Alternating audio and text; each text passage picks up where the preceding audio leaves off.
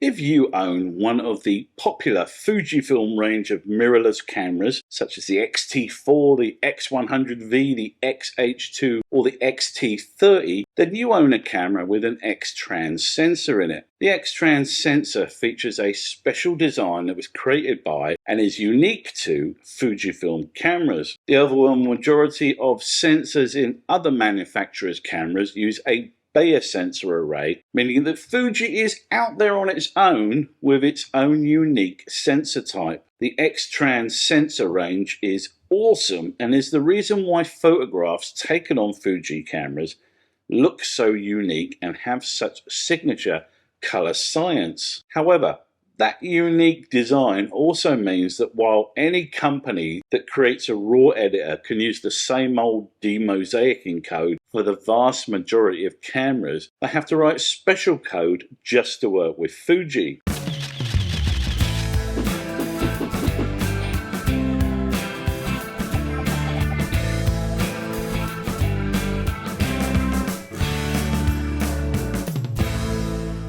And of course, many of them don't bother writing that special code. Most notably, Adobe have not optimized Lightroom or Camera Raw for Fuji RAW files. None of this would be a problem but for the fact that RAW editors that are not optimized for Fuji RAW files have rendering issues that often results in weird, wormy artifacts and banding issues. And if you're an Adobe user, as the majority of us are, you have two options to deal with the weird image artifacts. You could use Iridium X Transformer, a third-party Fuji RAW processing app, or more recently the enhanced image feature in Lightroom and Camera Raw to produce a new DNG file. Now, however, there is a third option for all Fuji users in the shape of DxO PureRAW 2023. This RAW processing app just got a major update specifically for Fuji cameras, and in my testing I found it to be far and away the best RAW processor on the market. PureRAW 2023 is not a RAW editor in the sense that it has the sliders for tools like highlights and shadows. Rather, it's a RAW processor. It's been designed to sit between your camera and your RAW editor of choice and perform the basic demosaicing and lens correction. The best way to use PureRAW is to point it at a folder of freshly transferred images prior to importing them into your digital asset management tool of choice. So you stick the SD card in your computer, you move the files to your photo drive, you run PureRAW and ask it to convert all of your images, and then you fire up Lightroom and you import those converted DNG files. If you want, you can import both the original .raf RAW file and the newly converted DNG, but you don't have to. After importing the images, you now have a clean and fully optimized DNG that you can process in exactly the same way as you do with any of your RAW files. That DNG, however, will be free of worm artifacts and free of banding issues. But that is obviously not the end of the story, because PureRAW is like a RAW processor on steroids. When you examine your RAW files, you'll notice several things. Firstly, they will show far less image sensor and high ISO noise. Secondly, they'll be sharper. And thirdly, they will have more dynamic range. Let's talk about those three elements one by one, starting with the noise.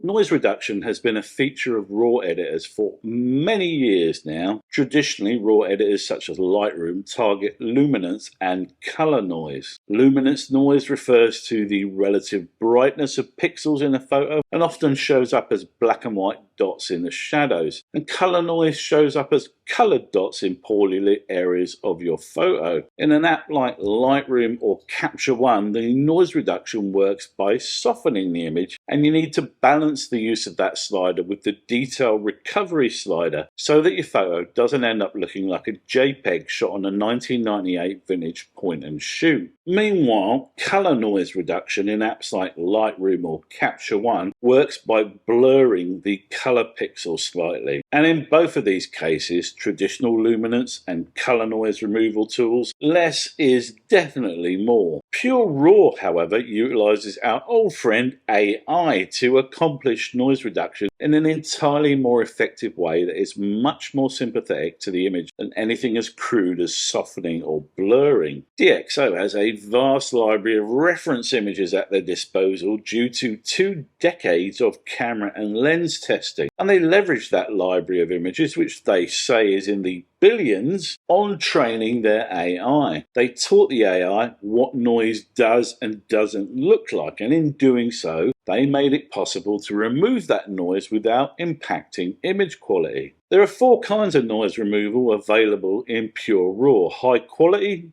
prime, deep prime, and deep prime XD. High quality is the traditional noise removal as used in Lightroom and Capture One. The prime noise removal tools, however, all use AI with varying degrees of aggression. The best option in most cases in my testing is the straight deep prime option, as this is the most balanced and the most sympathetic in low light situations. Deep prime XD is best used on extremely noisy images or on very cropped images, as it can generate images that look very heavily processed and either look too smooth or with excessive detail sharpening. In any case, whichever prime option you elect to use, the results are often nothing short of miraculous. There's an AI noise removal tool by the name of Topaz Denoise. It's been in my workflow for a couple of years now, but PureRAW does a much better job. It's as simple as that. I decided to trawl back through my archive of older images and find the noisiest photos I could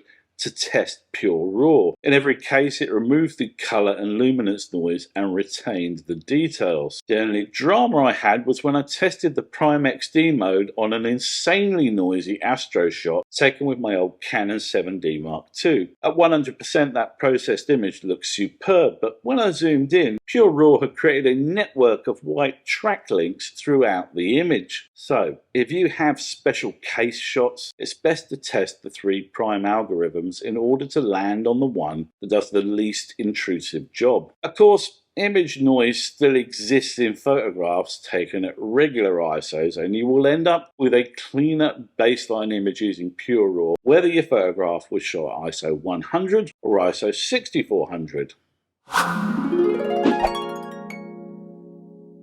The process of decoding the image data in a raw photo file is called demosaicing. This is a software process built in code, and there is no single solution. The process of decoding the raw image data from a Bayer or X-trans sensor depends entirely on that software company's algorithm. And this is the reason raw images render differently from raw editor to raw editor. The innovation that DxO have introduced with PureRAW is that their AI-based algorithm enables them to run demosaicing and denoising at the same time. DxO reckon that their process removes noise and recovers information without losing detail, which they claim creates more natural transitions and textures. And in my testing, I certainly found the detail recovery in images to be excellent. In fact, PureRAW was doing such a good job with that initial sharpening process that I basically stopped doing my usual post-processing with Topaz Sharpen AI. I found that PureRAW refined areas of my photographs that would otherwise be murky mess of hot